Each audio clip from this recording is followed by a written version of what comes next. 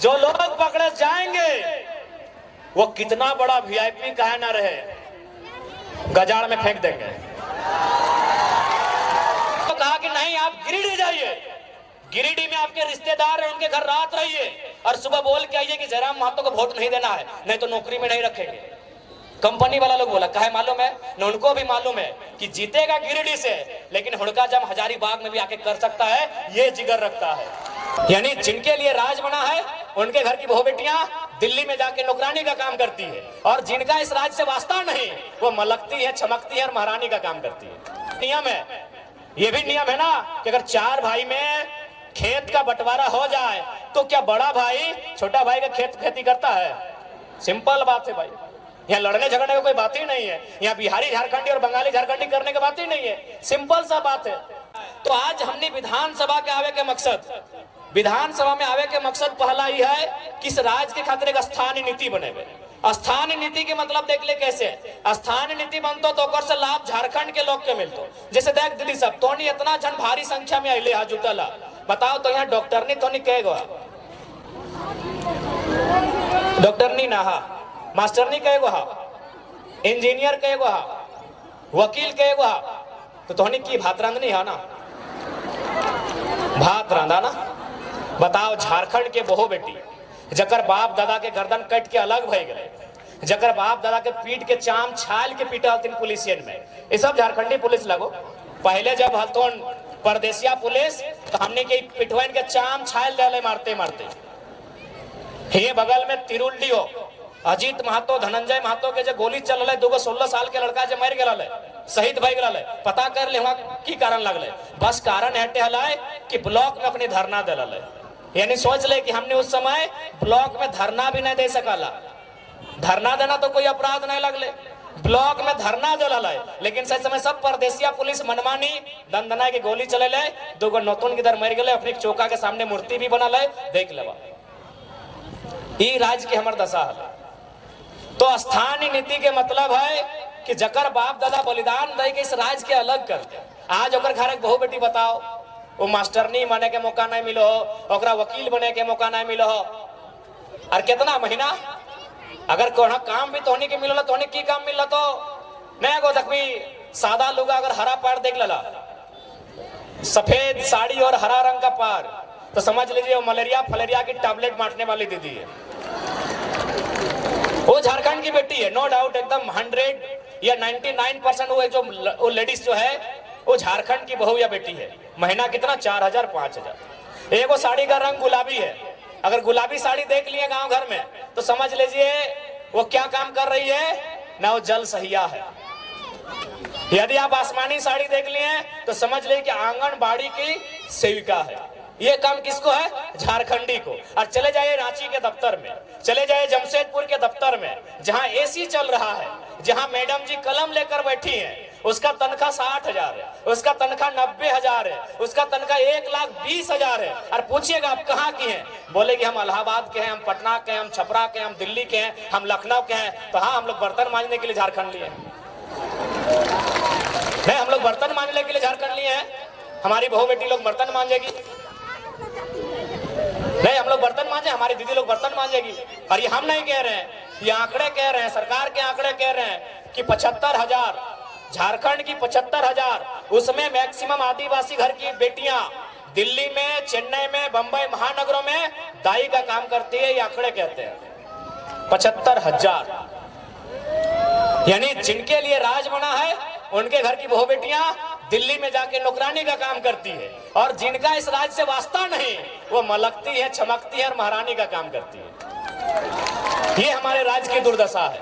हमें उन बहनों से भी शिकायत नहीं है, हमें शिकायत हमारी सरकार से। वो दिल्ली की बहन हो चाहे पटना की बहन हो, हमें उससे कोई शिकायत नहीं। शिकायत हमारी सरकार से है कि आप इस राज्य से बाहर लोगों को अवसर क्यों देंगे, क्यों देंगे? ये राज्य हमारा है, इस राज्य में गैर राज्यों को अवसर क्यों मिलेगा? अगर उनको ये अवसर देना था, यदि एचआर बन के यूपी के लोग ही आते, ठेकेदारी करने के लिए बिहार के लोग आते, नर्स बनने के लिए उड़ीसा के लोग आते, और यदि कंपनी को चलाने के लिए बंगाल के लोग आते, तो निर्मल महतो को गोली काहे चलाए थे भाई? निर्मल महतो क्या मने? कहे शहादत दिए थे, कहे शहादत दिए थे निर्मल महतो, बताइए। आप आज ठेकेदारी के लिस्ट उठाइए, अरे आपको ताज्जुब होगा कि पीसीसी रोड का ठेका यूपी और बिहार के लोग लेते हैं। ये हम नहीं कह रहे, अखबार का कटिंग कह रहा है। 80% पीसीसी रोड का ठेकेदारी अब यूपी और बिहार के लोग झारखंड में करते हैं। तो झारखंड के लोग क्या करेंगे? देखो, जिनको हमारी बात बुरी लगती है लगे भैया, लेकिन जो जेन्युइन बात है हम वही कहते हैं। हम आपके राज्य में एगो जल मीनार का ठेका नहीं ले सकते हैं, हम आपके राज्य में एगो नली का ठेका नहीं ले सकते हैं, और आप हमारे राज्य में 100 किलोमीटर 150 किलोमीटर तो पीसीसी तो टीसीसी रोड का ठेका लेते हैं। क्या है भाई, ये व्यवस्था कैसे चलेगी? ये कौन सी व्यवस्था है बताइए आप? ये कौन सी व्यवस्था है? ये कौन सा अलग झारखंड राज्य है? इसलिए झारखंड राज्य अलग नहीं हुआ था। इसलिए आज हमारी लड़ाई किसी गैर राज्य से नहीं है। जो लोग गैर राज्य के हैं वो हमारे बड़े भाई समान है। हमने शुरू से कहा है, बिहार हमारा मंझला भाई है, बंगाल हमारा बड़ा भाई है, और उड़ीसा हमारा संजला भाई। हम तो छोटा भाई है, 4 भाई हम लोग। लेकिन ये भी तो नियम है, ये भी नियम है ना कि अगर 4 भाई में खेत का बंटवारा हो जाए तो क्या बड़ा भाई छोटा भाई का खेती करता है? सिंपल बात है भाई।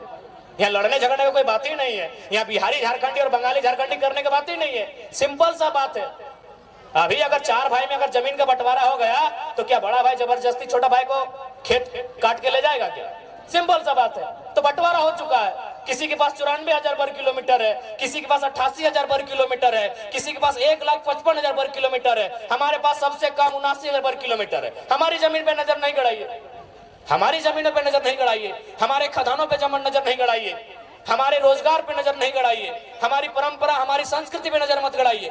हमारी लड़ाई कहीं गलत नहीं है। क्योंकि हम लोग कमजोर हैं, इस बात को मानिए। क्योंकि ये निर्मलदा का दौर नहीं है, ये गुरु जी का दौर नहीं है, ये बिरसा भगवान का दौर नहीं है, और हमारे नेताओं की गलती के कारण, हमारे नेताओं के लालच के कारण हम लोग हैं कमजोर। अब लालच ही कहिएगा ना। अब बताइए, नेताजी गए हैं आपके वोट से जीत के और पार्टनरशिप कर रहे हैं विष्णु अग्रवाल से। नाम आपको मालूम है, छोड़िए कि गलत बोल रहे हैं। अरे आपको पार्टनरशिप ही करना था तो दमयंती मुंडा से करते, देवेंद्र महतो से करते, जो लोग आपको वोट दिया है। क्या गलत बोल रहे हैं? हमारे नेताओं की उदासीनता, हमारे नेताओं की स्वार्थ नीतियां आज हमारे इस राज्य को कंगाल कर रही है। आज देखिए, माननीय मुख्यमंत्री का उदाहरण लीजिए। क्या आपको लगता है, मैं आज आदिवासी समाज से ये सवाल करता हूं, और आदिवासी नहीं, आदिवासी में भी आप 35-36 प्रकार के समुदाय आते हैं। सीएनटी कानून को समझिए। तो सीएनटी कानून में क्या कहता है कि आदिवासी, मैं आदिवासी पे ही बात करता हूं, कि एक आदिवासी का जमीन एक आदिवासी खरीदेगा, एक आदिवासी का जमीन आदिवासी खरीदेगा, लेकिन उसी थाना में। चलिए, उस समय थाना तब जिला बन गया है, या फिर हम प्रखंड मान लेते हैं। चलिए, हम ऐसे कानून में क्या है नहीं मालूम है, हम सपोज दैट जिला ही मान लेते हैं कि एक आदिवासी का जमीन उसी जिला उसी प्रखंड के एक आदिवासी को खरीदना है। तो हेमंत सोरेन तो रामगढ़ जिला के थे, दुमका में क्या खरीदे? तर्क से बात कीजिए, ऐसे हवाई बात नहीं करेंगे। इसका मतलब वो बिरसा भगवान खुद नहीं मानते हैं। हेमंत सोरेन खुद देखिए, माला चढ़ाने से बिरसा भगवान के आप अनुयायी नहीं हो गए। अगर हेमंत सोरेन जी ने बिरसा भगवान पे माला चढ़ा दिया तो उसके अनुयायी नहीं हुए। वो चाहते क्या थे?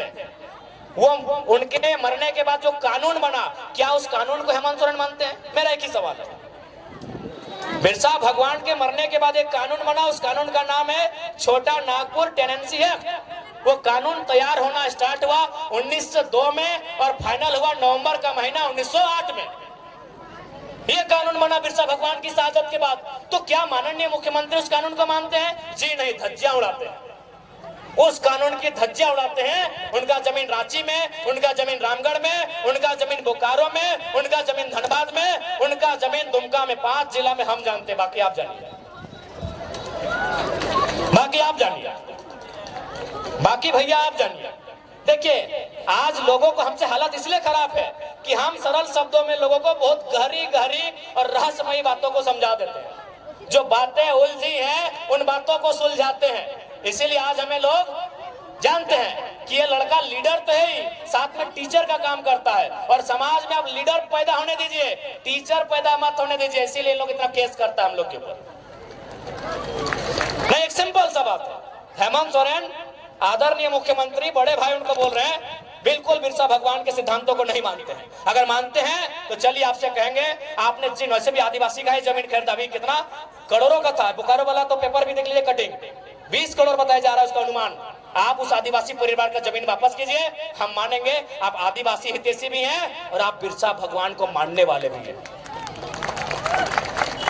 तो इसलिए अगर हम लोग सरकार में आते हैं तो देखिए, मेरा जो दिल कहता है, हम भी चूंकि किसान का बेटा है, हमारा कौम भी जो कुड़मी का अर्थ आता है कोड़ना, कोड़ना यानी मिट्टी कोड़ना, तो हमको भी लगता है चाहे आदिवासी की समस्या है, चाहे गैर आदिवासी रहे, मूलवासी रहे या ओबीसी रहे, किसी की रहे, पहली समस्या जमीन की है। आज हमारी जमीनों को जबरन कब्जा किया जा रहा है, आज जबरन हमारी जमीनों पर फैक्ट्री लगाई जा रही है, आज जबरन हमारी जमीनों पर सड़क पार किया जा रहा है। इसलिए हम लोग सबसे पहले जमीन कानूनों को सुधार करेंगे। अगर जमीन रहेगा तभी हम जिंदा रहेंगे, नहीं तो किसी रेलवे प्लेटफॉर्म में वो कटोरी लेके क्या बोलते हैं, गुलगुलिया, हालांकि माफी चाहते हैं शब्द के लिए, लेकिन जो सच्चाई है कहते हैं, वो गुलगुलिया कोई बंजारा बोलता है, वही हमारा और आपका जीवन होगा। क्योंकि गुलगुलिया कोई नदी के किनारे पैदा नहीं हुए हैं, गुलगुलिया आकाश से टपके हुए लोग नहीं है, ना ही धरती को चीर के आए हैं, किसी और नर और नारी ने उनको जन्म दिया है। और वो नर नारी, उसका भी कहीं खेत खलिहान होगा, उसका भी कहीं बाग बगीचा होगा, लेकिन आज उसके पास नहीं है। शायद इसी प्रकार जैसा आज हमारे साथ हो रहा है, उसके साथ 100 साल पहले हुआ होगा। आज जिनको हम बंजारा कहते हैं, आज जिनको हम गुलगुलिया कहते हैं, आज जिनके पास माने सर ढकने के लिए छत नहीं है, जिनके पास कदम रखने के लिए एक बित्ता जमीन नहीं है, वो हमेशा ऐसे नहीं थे, वो हमेशा ऐसे नहीं थे। उनके पास भी इसी दुनिया में, इसी जहान में, किसी कोने में जरूर एक जमीन का टुकड़ा होगा, जहां उनके पूर्वजों का आशियाना होगा, जहां की सुबह और शाम वो अपने परिवार के साथ जीते होंगे, खाते होंगे, एक साथ रहते होंगे। लेकिन आज उनके पास कुछ नहीं है। चले जाइए रांची का रेलवे स्टेशन, चले जाइए धनबाद का रेलवे स्टेशन, चले जाइए कोई भी रेलवे स्टेशन, आपको मिलेंगे वो लोग। तो हम नहीं चाहते हैं कि झारखंड के लोगों की दशा ये हो। इसलिए अगर हम लोग गवर्नमेंट में आएंगे तो सबसे पहले यहाँ के जो जमीन कानून है मजबूती से लागू करेंगे, उनको और प्रभावी बनाएंगे, ताकि यहाँ के लोगों, भोले भाले लोगों की जमीन कोई हड़प ना ले। उसके बाद जो सबसे महत्वपूर्ण है, नौजवान। आज अगर नौजवानों की बात करें तो उनमें निराशा है। आज अगर नौजवानों की बात करें तो 10 साल एक कोचिंग संस्थान को समर्पित करते हैं। आज वो 10 साल 15 साल तैयारी करते हैं, कोई धनबाद में, कोई हजारीबाग में, कोई रांची में, कोई जमशेदपुर में। किसी की आंख की रोशनी चली जाती है, चश्मा चढ़ाना पड़ता है, किसी का पेट बाहर आ जाता है, देखिए सबका थोड़ा थोड़ा आ गया, किसी का पेट बाहर आ जाता है, देखिए किसी के बाल आधा घुस गए हैं, उड़ गए हैं, चेक कर लीजिए, किसी के बाल सफेद हो जाते हैं, लेकिन इंतजार में रहते हैं कि एक परीक्षा हो। अगर परीक्षा को लिखेंगे ना तो कोई दिक्कत नहीं है, बाल नहीं भी रहेंगे, पेट फूल भी जाए, मोटा भी जाए, लेकिन घर परिवार चलेगा। एक नौजवान को सबसे ज्यादा चिंता अपने स्वस्थ शरीर की होती है, लेकिन अपने स्वस्थ शरीर को हम लोग गला देते हैं। क्या गलत कह रहे हैं? एक 18 से 25 साल के लड़के को पूछा जाए कि पहली प्राथमिकता क्या है, वो कहेगा मेरा शरीर है। एक 18 साल से 25 साल के लड़के या लड़की से पूछा जाए कि तुम सबसे पहले क्या चाहते हो, अपना शरीर को चाहेगा कि हम फिट रहें, सुंदर रहें, अच्छा रहें, बलशाली रहें। लेकिन आज वही उम्र हम लोग खपा देते हैं, कहाँ? हजारीबाग के कोचिंग में। वही उम्र हम लोग खपा देते हैं, कहाँ? जमशेदपुर में। वही उम्र हम लोग खपा देते हैं, कहाँ? धनबाद में। और परिणाम क्या होता है? 7-8 साल बाद परीक्षा आती है, परीक्षा का नाम लेते हैं CGL JSSC। 28 जनवरी 2024 को हम लोग वो एडमिट कार्ड हाथ में लेके एग्जाम देने जाते हैं। रांची की बहन जमशेदपुर जाती है, जमशेदपुर वाली दीदी गढ़वा जाती है, और 2 घंटा बाद पता चलता है, घर आते आते रास्ते में ही पता चलता है पेपर लीक हो गया। पेपर लीक हुआ है। चलिए पेपर लीक हुआ था उससे तो समझ सकते हैं कि दोबारा पेपर ले सकते हैं, दोबारा एग्जाम होगा, लेकिन पेपर लीक 27 लाख में हुआ था। पेपर लीक हुआ था तो हम समझ रहे हैं। अरे आप तो छोड़िए, आप लोग तो किसान हैं, यहाँ सरकारी नौकरी करने वाले हम पुलिस वाले भैया लोग को देख रहे हैं, पुलिस वाली दीदी बैठी है, इन्हीं से पूछिए क्या अपने बेटा या बेटी के लिए 27 लाख में कोई पेपर खरीद पाएंगे? इन्हीं से पूछिए, सरकारी नौकरी करते हैं। हम और अपनी बात नहीं करते, हम तो गरीब किसान के लोग हैं। यहाँ देखिए बहुत सारे सरकारी नौकरी करने वाले, नहीं करने से भी इनकी तनख्वाह ठीक ठाक जैसे भी है, क्या ये लोग अपने बच्चों के लिए 27 लाख में पेपर खरीदेंगे? पेपर लीक हो उसका दुख नहीं है, चलिए 15 दिन बाद फिर पेपर ले लेंगे, चलिए सरकार, हम लोग सड़क पे आएंगे, हम लोग आंदोलन करेंगे, हम लोग मसाल जुलूस निकालेंगे, तो सरकार 15 दिन के बाद फिर परीक्षा ले लेगी। लेकिन 27 लाख में पेपर बेचा गया था। कौन सी हमारी माए बहनें हैं, कौन से हमारे गार्जियन है जो 27 लाख में अपनी बेटी के लिए एक चपरासी का नौकरी खरीद के ला देंगे? ये सवाल है। कौन सी हमारी दीदी है जो 27 लाख रुपया खर्चा करके अपने बेटे को एक दरोगा बनाएंगे? है हिम्मत क्या?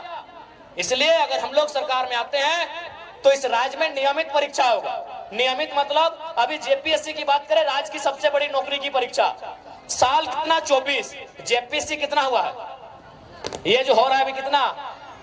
अरे काहे 11, हम 8 बोलेंगे, एक बार में 4 को काहे मानेंगे? मतलब 6 के बाद 7, 8, 9, 10 आप बोल दिए दिन को। वो कहते हैं ना कि राजा ने कहा रात है, मंत्री ने कहा रात है, संतरी ने कहा रात है, रानी ने कहा रात है, जनता ने भी कहा रात है, जबकि ये सुबह सुबह की बात है। तो आपने कह दिया 11 जेपीएससी, मान लेंगे? क्यों मानेंगे? 6 जेपीएससी, 7, 8, 9, 10, 4 बार में आप एक जेपीएससी लिए, एक टर्म में 4 गो, अभी 252 सीट से क्यों मानेंगे? 1200 सीट देते हम मानते, 1200 सीट देते हम मानते। इसीलिए 7 और ये 8 जेपीएससी, साल कितना 24, यानी एक साल में एक जेपीएससी होना चाहिए। क्या गलत बोल रहे हैं? जेपीएससी का मतलब क्या है? पढ़े लिखे नौजवान बताएं। एक साल में एक जेपीएससी।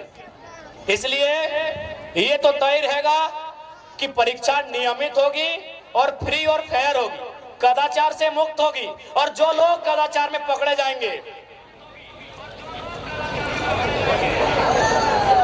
अभी थोड़ा नया नया नियम कानून आया है, शब्द का थोड़ा पाबंदी है, जो लोग पकड़े जाएंगे वो कितना बड़ा वीआईपी काहे ना रहे, गजाड़ में फेंक देंगे।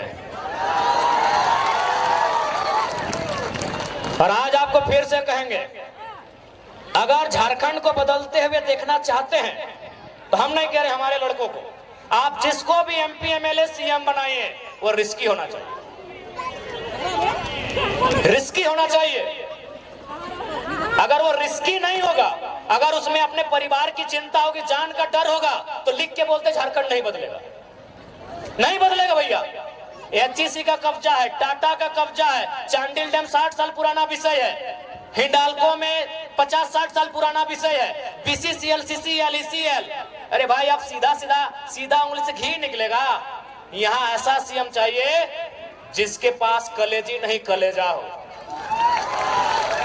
लिख के बोल रहे हैं, लिख के बोल रहे हैं। आप कैसे उनसे लड़ेंगे भाई जो कई वर्षों से हम पे शोषण कर रहे हैं? आप उन उद्योग घरानों से लड़ लेंगे?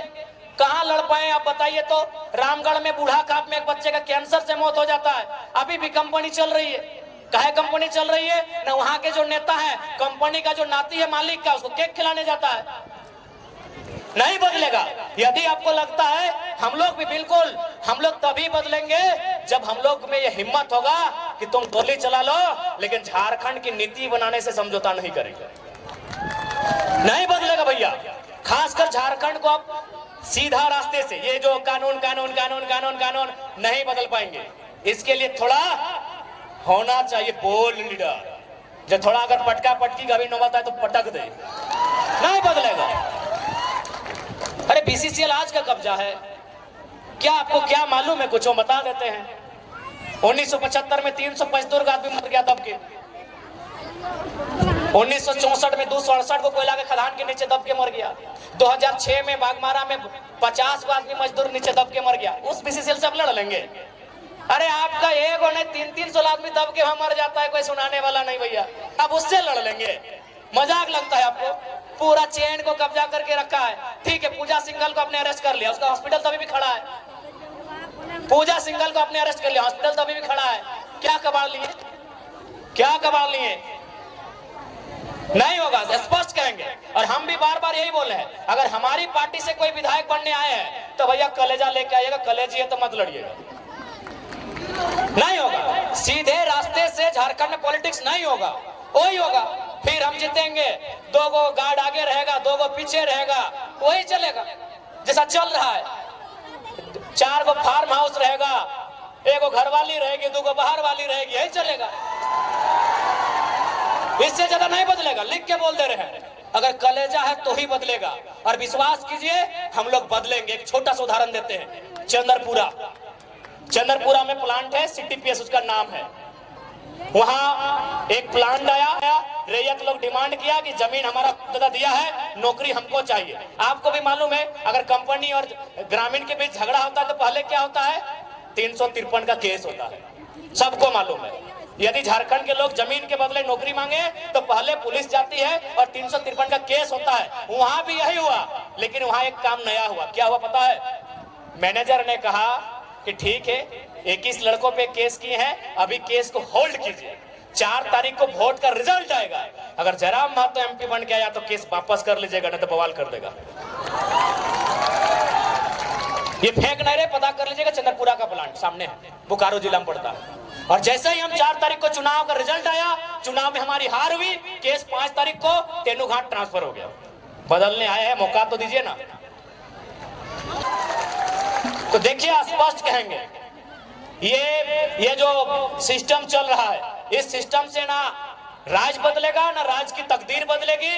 इस सिस्टम में जब तक निर्मल जैसे नेता नहीं आएंगे, इस राज को नहीं बदल सकते हैं। आप नहीं बदल सकते हैं। अब वो आपको तय करना है, वो आपको तय करना है। ये राज्य आपका है। हमने अपने 2 साल का एक्सपीरियंस आपको कहा, बकायदा हमने कोयलांचल और कोल्हान में क्या कहा मालूम है? हमने कोयलांचल और कोल्हान में तो वोट देने का बात ही नहीं किया। हम बोले नहीं, हम लोग यहाँ तो विधायक संसद बनने का बात ही नहीं करेंगे। हमने कोल्हान और कोल्हांचल में एक ही लाइन कहा कि आप हम दो हमारे दो नहीं, तीसरे बच्चे को पैदा कीजिए। एगो को डॉक्टर बनाइए, एगो को वकील बनाइए, लेकिन तीसरा को बिरसा और निर्मल की तरह तैयार कीजिए, नहीं तो आने वाला दिन कोई आपकी नहीं सुनेगा। ये बात हमने क्यों कहा मालूम है? आप भी कहेंगे पढ़ा लिखा लड़का और ऐसा बोलते हैं। हमने ये बात तब कहा जब धनबाद जिला के पूर्व डीसी ने, डीसी यानी जिला का सर्वोच्च पदाधिकारी, उसने क्या कहा मालूम है? कालीचरण महतो नाम का एक आदमी जो भोली गांव का रहने वाला है, उसका जमीन जबरदस्ती कोई कब्जा कर रहा था। वो शिकायत लेके गया डीसी के जनता दरबार में। बताइए डीसी का क्या भर्सन था मालूम है? सुन के आप चौंक जाएंगे। डीसी ने कहा, अरे तुम लोग का तो बहुत जमीन है, 2-4 एकड़ कोई ले लिया तो क्या हुआ? डीसी का बाप का जमीन था भाई। तब हमने मजबूरी में कहा कि कोयलांचल वालों, कोल्हान वालों, जब डीसी आपकी नहीं सुन रहा है, एसपी आपकी नहीं सुन रहा है, LRDC आपकी सुन नहीं रहा है, तो कौन बचाएगा?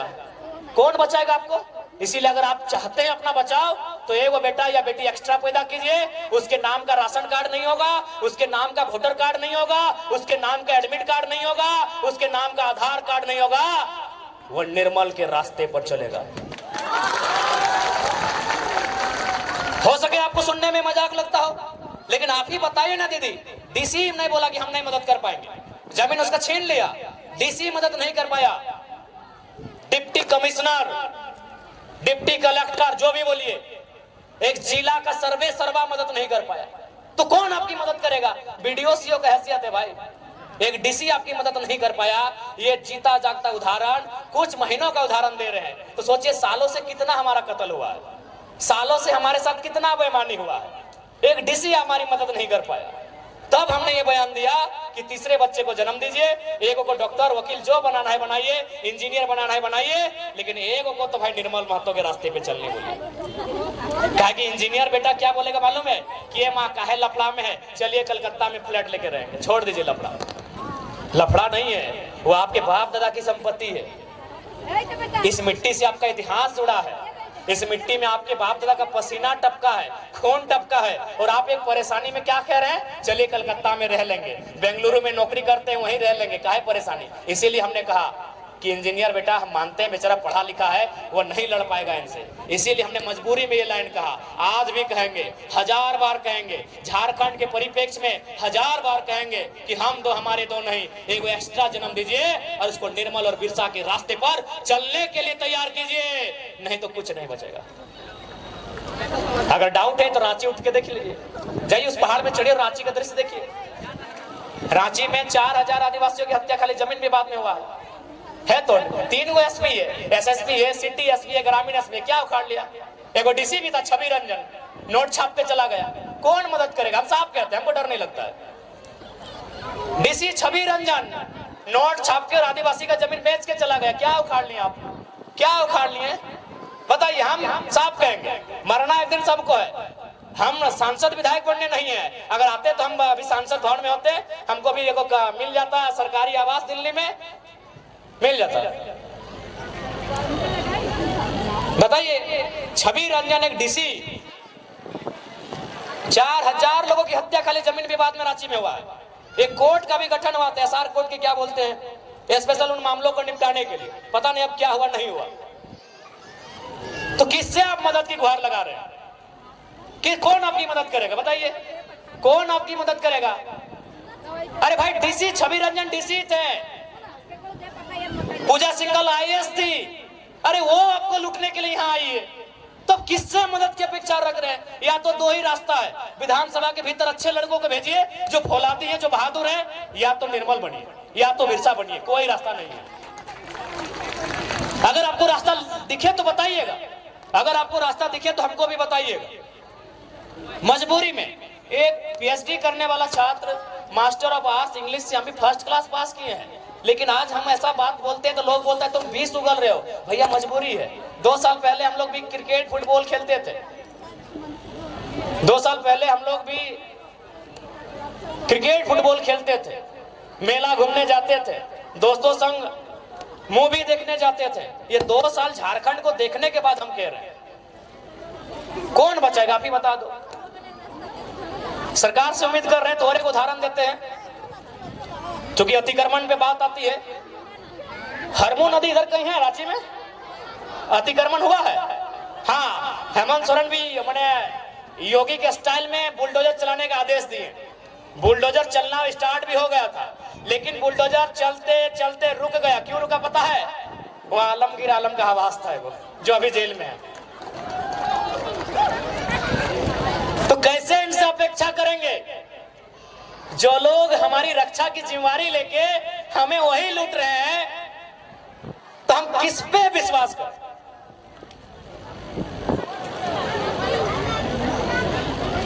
इसलिए आज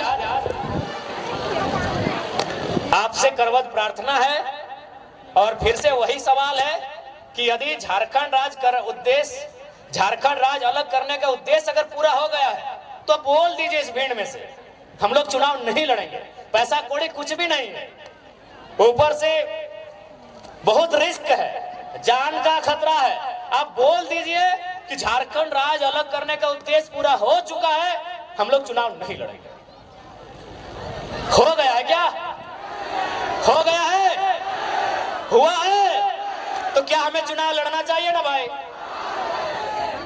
कहीं अगर उद्देश्य पूरा हो गया तो हम लोग क्यों टांग अड़ाएंगे? जो चला रहे चलने दीजिए। लेकिन अगर उद्देश्य पूरा नहीं हुआ है तो चुनाव लड़ेंगे भी, चुनाव जीतेंगे भी, और उनको तो गाड़ेंगे जो झारखंड को लूटने के लिए आए हैं।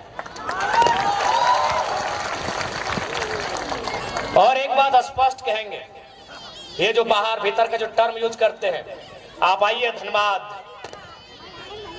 3 बार सांसद कॉमरेड ए.के. राय बने। आज धनबाद के कोई गांव नहीं है जहां उनको पूजा नहीं जाता है। वो हमारे राज्य के नहीं थे, लेकिन उन्होंने अपना सर्वस्व इस राज्य के लिए निछावर कर दिया। तो भैया जो इस राज्य के लिए निछावर करेगा उसको हम लोग भगवान बना के रखेंगे, लेकिन अब लूटेगा वो डीसी छवि रंजन ही क्यों ना रहे, थोड़ी मानेंगे। इसलिए आप सभी से हमारी अभिलाषा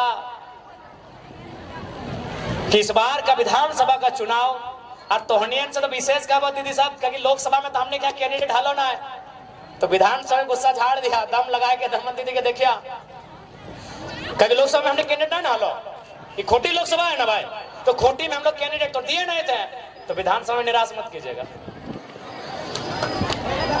विधानसभा में निराश मत कीजिएगा। ये आज तमाड़ विधानसभा से हम ये अपील करना चाहेंगे, क्योंकि लोकसभा में कैंडिडेट नहीं रहा, हम लोग प्रत्याशी खोजे, प्रत्याशी को बोले भी तो तैयार नहीं हुए, लेकिन उम्मीद करते हैं चलिए लोकसभा का चुनाव पार हो चुका है, विधानसभा का जो चुनाव आएगा उसमें आपका आशीर्वाद मिले। और एक बात स्पष्ट कहेंगे, चुनाव जीतना हारना अलग बात है, जीत गए तो सदन के भीतर से आपकी बात करेंगे, और नहीं जीत पाए तो सड़क में बैठकर, धरने में बैठकर वहां भी आपकी ही बात करते हुए दिखेंगे। आपसे हमारा नाता है वो नाता रहेगा, आपसे जो हमारा नाता है वो नाता रहेगा, वो किसी भी हाल में नहीं टूटेगा। हम आपके लिए आए हैं, जनता जनार्दन के लिए आए हैं, हम लोग खड़े हैं। खैर देवेंद्र दा तो बता दी कि अपना बाल नहीं काटेंगे। ऐसे बहुत सारे नौजवान जिन्होंने बहुत बहुत किस्म का मैंने वचन लिया है। रिजवान जी भी अपना वचन बता दिए। तो हम लोग शौक नहीं है कि विधायक बन के निकल जाए, सांसद बन के निकल जाए। ख्वाहिश यही है कि इस राज्य के लोगों का संरक्षण हो। आज जो इस राज्य के लोग, चाहे हमारी नौकरियों की बात करें, शिक्षा स्वास्थ्य की व्यवस्था की बात कीजिए, आप बोंडू अनुमंडल अस्पताल की देवेंद्र दा बात कर रहे थे। अरे आप रांची नहीं, झारखंड के सबसे बड़े अस्पताल रिम्स की बात कीजिए ना। रिम्स को लेकर कुछ दिन पहले हाईकोर्ट का एक स्टेटमेंट था कि यदि रिम्स इलाज की व्यवस्था नहीं कर पाते हैं तो बंद कर दीजिए व्यवस्था। यानी इस राज्य के सबसे बड़े अस्पताल को हाईकोर्ट ने फटकार लगाया है। तो भाई ये सरकार कर क्या रही है? अपना परिवार का सीट बढ़ा रही है। और वास्तव में इस राज्य में नियोजन नीति है, आपको मालूम नहीं है क्या? इस राज्य में नियोजन नीति है, लेकिन नेताओं के लिए है। जनता की नियोजन नीति बनाने के लिए हम लोग सदन में जाना चाहते हैं। नियोजन नीति है नेताओं के लिए। कैसे से? रांची के कोई क्या थे पूर्व सांसद? ना वो रामटाल जी नहीं, और वो जो सुबोध कांत सहाय, कांग्रेस पार्टी, उनकी बेटिया का क्या कारनामा है भाई? अगर बेटिया चुनाव लड़ गए तो नेता के तो है ही हो कि नेता के लिए नियोजन नीति है। बाप तो रहबे कि आधे बेटिया टिकट लेके आ गए। इधर आजसू के नेता है रामगढ़ वाले मौसा जी गिरिडीह से सांसद और मौसी रामगढ़ से विधायक, वहां नीति है। इधर आइए दादा का बात करते, हेमंत दादा हिंदे मुख्यमंत्री, भौजी कल्पना गांडे से विधायक, बसंत भाई और दुमका से विधायक। तो नेताओं के लिए नीति है, हमें नीति नौजवानों के लिए चाहिए। और एक बात, आज जैसा हम लोग क्रांतिकारी सोच के साथ राजनीति कर रहे हैं, यदि हम लोग सफल नहीं होते हैं तो शायद कोई इस राज्य में नया करने का मौका, नया करने के बारे में सोचेगा नहीं। हम लोग नया क्या किया आपको देख लिए। आप बार बार कहते हैं कि एक चपरासी बनने के लिए पढ़ा लिखा होना चाहिए, इंटरव्यू होना चाहिए। हम लोग भी जारी किए हैं कि हमारी पार्टी से वही प्रत्याशी बनेगा, उनको क्राइटेरिया दिए हैं। ऐसा नहीं कि जो नहीं पढ़े लिखे नहीं बनेंगे, लेकिन कम, मैक्सिमम वही रहेंगे। अभी यही उदाहरण देते हैं, आपके बीच हमारे 3 प्रत्याशी, हम गिरिडीह वाले हैं, आपके रांची से देवेंद्र दा है, हजारीबाग से संजय मेहता है। क्या क्वालिफिकेशन है? Appearing PhD. Devendra Nath Mahto appearing PhD, Sanjay Mehta MA+ LLB। तो अगर एक नई क्रांतिकारी शुरुआत हम लोग करने जा रहे हैं, आपका खुद डिमांड रहता है कि चपरासी बनने के लिए पढ़ा लिखा होना चाहिए, हम पढ़े लिखे लोगों को आगे लाने का काम कर रहे हैं, और यहां अगर हमें सपोर्ट नहीं मिलेगा तो गुस्सा फेसबुक में ही दिखाइए। फिर गुस्सा फेसबुक में दिखाइए। हम तो आपके मन मुताबिक जैसा युवा चाहती है, हम तो ऐसा लेके आए हैं। हमने यहाँ तक प्रत्याशी के लिए इंटरव्यू भी रखा है, ऐसा इतिहास में तो बताइए। हमारे पार्टी से जो भी प्रत्याशी बनेंगे उनका इंटरव्यू लिया जाएगा, ऐसा इतिहास में नहीं हुआ। तो अगर हम लोगों को सपोर्ट नहीं मिलेगा तो नो डाउट अगर हमारा मनोबल कैसे उठेगा। तो इसलिए हम लोग क्रांतिकारी बदलाव करने इस राज्य में जा रहे हैं, आपका आशीर्वाद मिले। और विशेषकर दीदी लोग आपसे कहेंगे, दीदी लोग आपसे भी कहेंगे कि अबरी अगर नो डाउट आपकी भूमिका बहुत ज्यादा है, आपकी भूमिका तोहनी के भूमिका ये खातिर ज्यादा हो ना, तोहनी के काम ज्यादा हो।